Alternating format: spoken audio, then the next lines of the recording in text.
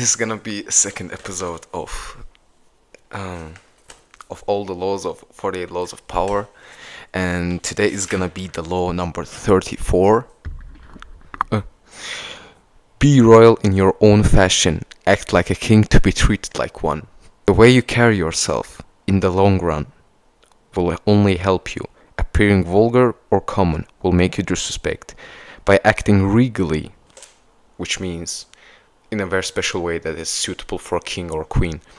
By acting regally and confident of your powers, you make yourself seem destined to wear a crown. Ah man, making these videos are not as easy as I thought. It's way harder to speak into like two cameras. It's way easier when you're actually like talking to a human being and explaining to them, right? Okay, for the sake of videos, right, I always take two examples. I take two polar examples, which shows the very bad side and the very good side. I talk about the general keys to power and the reversal of the law. Some laws don't even have reversals. I hope we will someday come to those laws. So the first example is gonna be about King Louis Philippe, the Duke of Orleans, and the second is gonna be about Christopher Columbus, who we all know, but we don't really know King Louis Philippe, the Duke of Orleans. He was mostly known. He was mostly known as a bourgeois king or the bourgeoisie king. I don't know how you pronounce it, but the bourgeois king. He talk like saying like in general terms, right? He didn't act like a king. He was one, but he didn't act like one. He would roam the streets of Paris, with a fucking umbrella and act as he was like a common man or whatever the fuck he was trying to look like. Um, at the end of his career as a king, the whole dynamic of him trying to appease to a common man's ego, trying to act like one, although everyone knew he wasn't a common man, he was a king, made the folks very angry. There were a lot of things, right? The most common thing that it's said about in the chapter is how he was making more friends with the bankers rather than with the higher elites, like the people he really should be talking to. He really wasn't really doing the talking, and he was mostly making friends with bankers and with the financial world. He was really in love with his fortune. He was in love with money. So that's all he cared about: money, fortune, and making it grow bigger and bigger. So for that, he made friends with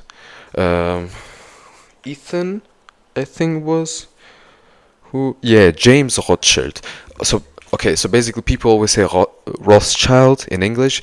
I don't like that word. I don't like how it sounds. So in my channel, I'm gonna say Rothschild because they are Rothschilder. So yeah. So James Rothschild, right? He was his friend, King Louis Philippe's friend, and basically he became his kind of like right hand advisor. And because King Louis Philippe wasn't treating the Rothschild as as an inferior, because he was the king and he was just a banker. He was just a banker, like a financial advisor. Instead of treating him like an inferior and himself like a king, he would treat him as an equal. So that would lead to him, James Rothschild, treat him, King Louis Philippe, as an inferior, because at some point someone has to be the bigger, like someone has to have more power. They're just dynamics. So there was one instance where there was a train trip and King Louis Philippe came late to the trip, and James Rothschild basically in front of people humiliated him, talked shit about him, like, why are you late, what the fuck, and basically humiliated him in front of the crowd. The crowd saw that and noticed that King Louis Philippe ain't shit. He doesn't have any power. He isn't king-like. He's not the man that should, rule the country. He doesn't respect himself enough. So that basically led the whole crowd to surround his palace, and within a couple of minutes he just fled the palace to England, and he had no inheritance, like no predecessor and stuff. So yeah, he wasn't a good king. That's the first example. The second example is a very good side of the what treating yourself as a king can lead you to. So it's basically about Christopher Columbus. There were lots of legends about his background when he was, young. His son wrote memoirs about him being the descendant of wherever the duke, whatever aristocracy, whatever. But that was all like bullshit. There wasn't anything like this. He was a son of a cheese seller. His dad had a cheese store and he was just selling cheese. There wasn't anything aristocratic and special about him. However, from his childhood, he had a very different mentality in which he was believing that he was destined for something bigger than life, something bigger than he was destined for something that a lot of people are not destined to do. He always thought he was better than other people.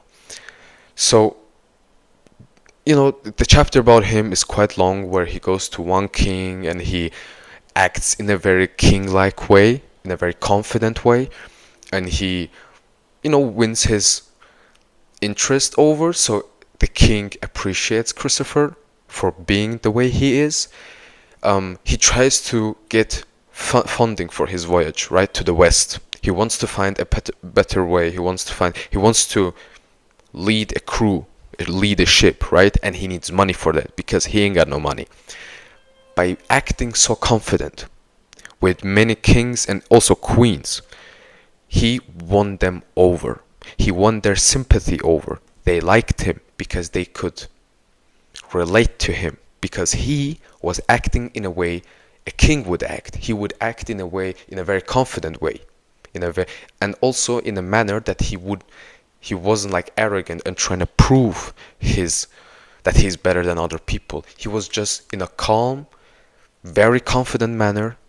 He would just show to those people that, look, I demand more from life and I get more from life. I know I can demand more from life because I am that guy. I am that person. The story basically leads him to talking to which queen was that? Queen Isabella. Yes, Queen Isabella. He came to her to get a new funding for the voyage to the west. He got denied, right? First time.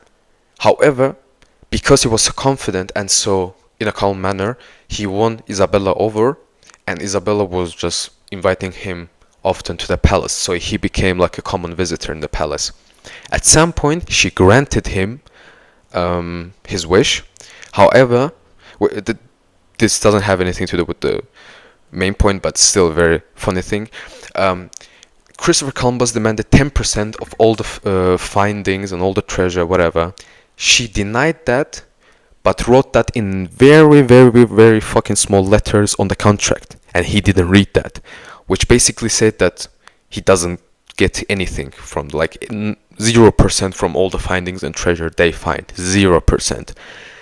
Which comically, if he actually had that 10% clue on his contract, he would have become literally the wealthiest man in the world, and his family, his future predecessors, would be part of the richest family, richer than Rothschild, richer than everyone. But she left that out, so he didn't get anything. But he got the voyage, right? He found a very good navigator, someone who could navigate, because he wasn't qualified at all. Christopher Columbus, when demanding funding for his voyage, did not have he barely had any qualifications whatsoever. However, just because he was delusional in his way of thinking, delusional in a way of his acting, like he wasn't shit, but he was acting in a way that he was the shit. It's kind of, yeah, it's kind of,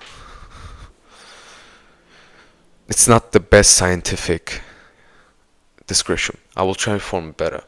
He was acting in a way where he truly believed that what he thought was destined for him was really destined for him. He truly believed in that. He delusionally was believing that he was meant to do something big in life. He truly believed in that. With all his heart, with every single atom, molecule of his body. He believed in that and he acted in a way. So that's basically two very good examples. And basically Christopher Columbus got, everything that he wanted. He demanded from those people, right? And he had very wealthy friends. He had very wealthy people around him all the time who also wanted to talk to him. Right now I'm just gonna read some sentences that just would complete the whole chapter, and for you to listen to them and make your own decisions and do your own reflections about what you think about them, right? If we believe we are destined for great things, our belief will radiate outward, just as a crown creates an aura around a king. This outward radiance will infect the people around us, who will think we must have reasons to feel so confident. The trick is simple. Be overcome by your self-belief, even while you know you are practicing a kind of deception to yourself. Act like a king. You are likely to be treated as one. One way to emphasize your difference is to always act with dignity, no matter the circumstance. Arrogance, that's very important. Arrogance may seem the king's entitlement, but in fact it betrays insecurity. It is the very opposite of a royal demeanor, a confident, calm manner. Don't forget that. Do not wait for a coronation. The great emperors crown themselves. Be sublime in your deeds, lofty in your thoughts, and in all your doings show that you deserve to be a king, even though you are not one in reality. Okay, so right now comes the reversal, which is also one of the most important things to understand about this chapter, right? Never make the mistake of thinking that you elevate yourself by humiliating people. Also, it is never a good idea to loom too high above the crowd. You make an easy target.